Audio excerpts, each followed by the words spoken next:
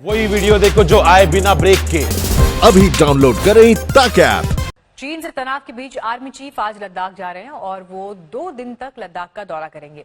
दौरे पर army chief Galwan में घायल हुए सैनिकों से मुलाकात कर सकते हैं। साथ ही वो एलएसी पर तैयारियों का जायजा भी लेंगे। चीन से बातचीत पर जानकारी लेंगे। लौटते वक्त वो श्रीनगर भी जाएंगे। आतंक के खिलाफ चलाए जा रहे ऑपरेशन की जानकारी लेंगे।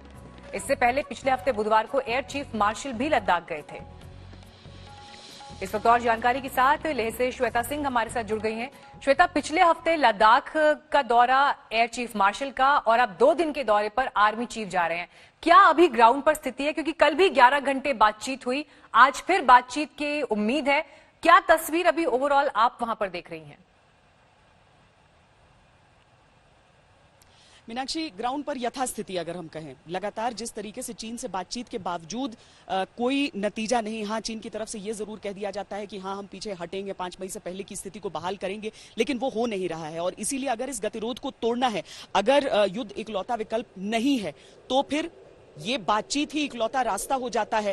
भारतीय सेना की, वायुसेना की, सबकी तैनाती हमें लगातार दिखती है। जैसे कि आप जिस समय हम बातचीत करते हैं, और हम कोशिश ये करते हैं दरअसल मीनाक्षी कि रियल टाइम तस्वीरें न दिखाएं, इसलिए मैं उसे अवॉइड करके ही दिखाऊंगी इस समय।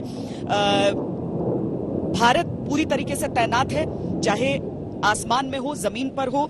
पेंगोंग त्सो के इलाके में भी सैनिकों की संख्या को चीन ने बढ़ाया, तो हमने उसे मैच करते हुए वहां पर हमने भी अपने सैनिकों की संख्या उतनी कर दी है। डिप्लॉयमेंट के डिटेल्स भले ही सामने आते हैं, लेकिन भारत की तरफ से कभी भी स्पष्ट तौर पर यह नहीं कहा जाता है, ताकि उकसावे की रणनीति बिल्कुल ना लगे।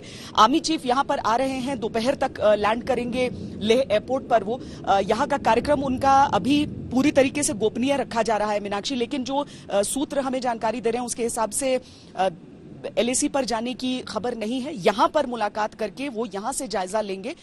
इसके साथ ही जो खबरें आ रही थी वो ये भी कि जिस तरीके से एयर चीफ पहुंचे थे लेह और श्रीनगर दोनों जगह पर, वैसे ही मुमकिन है कि न सिर्फ एलएसी बल्कि एलओसी की भी परिस्थितियों की जानकारी लेते रहें, क्योंकि वहां पर भी पाकिस्तान बार बार कुछ न कुछ उकसावा करते ही रहता है मीनाक्षी। बिल्कुल, और देखिए अकेले जून में ही 30 आतंकवादियों का अब तक सफाया जो है भारतीय सेना कर चुकी है, जो पाकिस्तान प्रायोजित आतंकवाद है।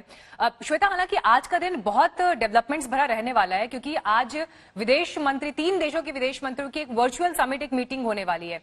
रक्षा मंत्री राजनाथ सिंह रूस में है, जहां पर वहां के विदेश मंत्री से वो मुलाकात करेंगे। हालांकि चाइना के नेताओं से कोई मुलाकात नहीं होनी है, लेकिन इन सब के बीच चीन की तरफ से जिस तरह का प्रोपेगेंडा वहां के सरकारी मीडिया से दिखाई देता है, वो तस्वीर भी सबके सामने है।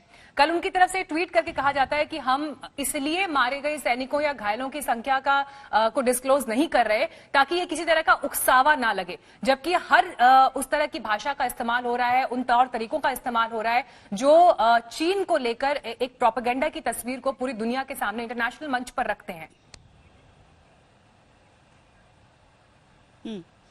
नहीं, ये बिल्कुल सही आपका आकलन है। और जिस तरीके से चीन की तरफ से ये बातें और रुक रुक कर कही जाती हैं, पहले दिन उसने किसी तरह के डैमेज की कोई बात नहीं की, लेकिन ग्लोबल टाइम्स ने उसके बाद छाप दिया कि उनकी तरफ भी नुकसान हुआ है। हालांकि उस समय जो आंकड़ा उन्होंने दिया था वो भारत के आंकड़े से मैच करता हुआ आपको नजर आता। जो बाद में भारत की तरफ से और पूरी जानकारी एक बार इकट्ठा होने, भारत ने कभी भी सेंसर नहीं किया उस इंफॉर्मेशन को। भारत की तरफ से जब पूरी जानकारी इकट्ठा की गई, जो हमारे घायल सैनिक थे उनको लेकर जो खबरें आई, उसके बाद जाकर भारत ने तस्दीक की 20 की। चीन की तरफ से नहीं हुआ, भारत की तरफ से ही बाद में ये बातें सामने आई कि भारत की सीमा से 16 चीनी के शव सौंपे गए थे, और कहीं अधिक उससे थे, क्योंकि गलवान नदी जो वहां पर बहती है उसमें भी गिरने की आशंका थी कई चीनियों की। तो ये सारी चीजें चीन अगर छुपाता है, उसे उम्मीद भी नहीं रही होगी कि उसकी अपनी जनता में, वीबो में जिस तरह से हमने दिखाया कि वहां की सोशल मीडिया में बुरी तरीके से लोग नाराज थे, और सैनिकों के परिवार वाले ये कह रहे थे कि वो पीएलए के सैनिकों से, जो उनके अपने परिजन हैं, उनसे संपर्क नहीं कर पा रहे हैं। तो ये आक्रोश चीन को नहीं लगा होगा कि कभी भी उसकी जनता उसके खिलाफ ये बोलेगी कि हमें क्यों नहीं बात करने दिया जा रहा है। लेकिन मुझे लगता है मीनाक्षी की जिस तरीके से एक एक करके परत खुल रही है, बिल्कुल ये इस मामले में भी अंतरराष्ट्रीय तौर पर चीन एक्सपोज हो चुका है। बिल्कुल। नमस्कार, मैं हूं अंजना ओम कश्यप। हमें उम्मीद है ये वीडियो आपको पसंद आया होगा। लेटेस्ट खबरों के लिए यूं ही देखते रहिए आज तक, और इस वीडियो के पसंद आने पर लाइक, शेयर एंड सब्सक्राइब करना ना भूलें।